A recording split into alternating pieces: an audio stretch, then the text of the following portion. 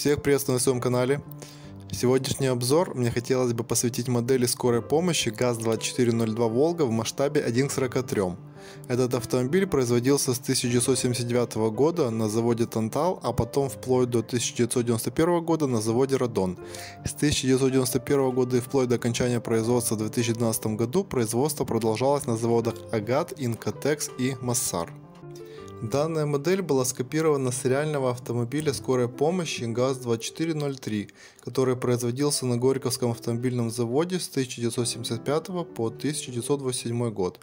Универсалы стали наиболее распространенными отечественными легковыми автомобилями медицинской службы, несмотря на то, что тесный салон затруднял проведение даже простейших лечебных действий. Масштабная модель медицинского универсала являлась первой саратовской специализированной «Волгой» с соответствующим оборудованием салона и внешними атрибутами. Открывающимися частями у этой модификации были капот, багажник, передние двери и задняя правая. Задняя левая была глухой, так же как и в реальном автомобиле. Внутри модели были носилки и два выделенных сиденья для врачей, одно из которых откидное.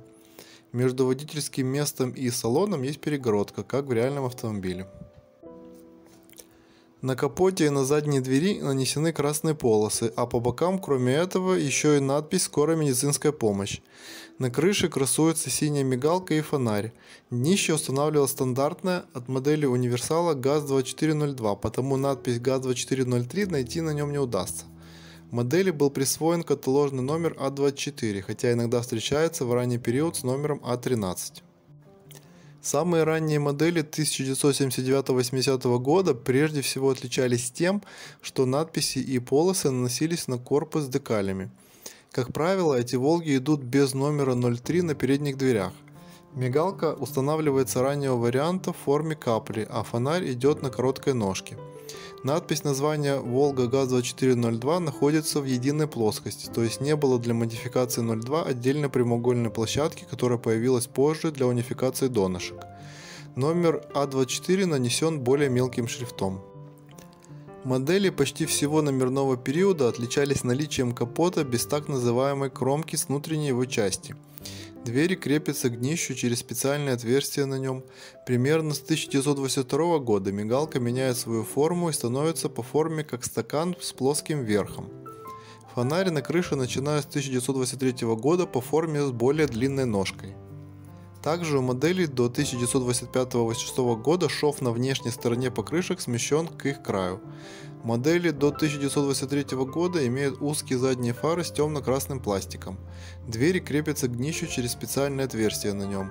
Крышка воздушного фильтра под капотом выполнена хромированной деталью. На границе 1922-23 годов на днище появляется дополнительная надпись «Made in USSR». Немного меняется шрифт на днище, и номер А24 может быть крупнее. Задние фары могут быть оранжевые и немного шире по размеру. В 1925-26 году шов на внешней стороне покрышек смещается к середине.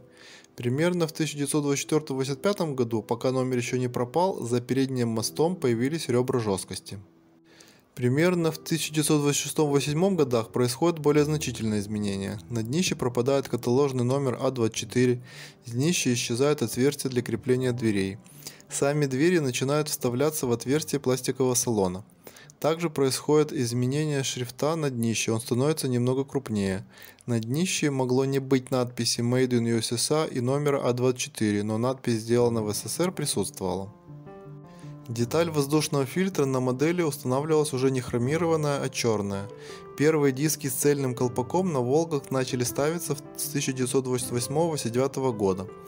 Форма мигалки на крыше изменяется, и она становится более выпуклая.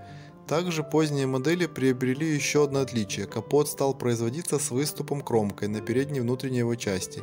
Скорее всего, это было сделано для уменьшения щели между кузовом и капотом. После 1991 года и до конца производства в 2012 году модель изменялась не в лучшую сторону. Днище могло быть как пластиковым разных цветов, так и металлическим черного цвета.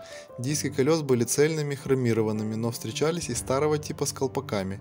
Качество колес ухудшалось, они могли даже плавиться со временем. Также возможны модели без хромирования в принципе.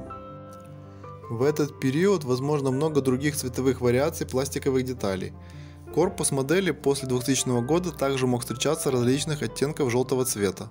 На дне модели стало исчезать разграничение седан универсал, то есть и на универсалы стали ставить днище с универсальной маркировкой ГАЗ-24, а площадка, где раньше размещалась маркировка модели 02, стала пустой. После изучения своей модели я пришел к выводу, что она относится как минимум к двум периодам производства.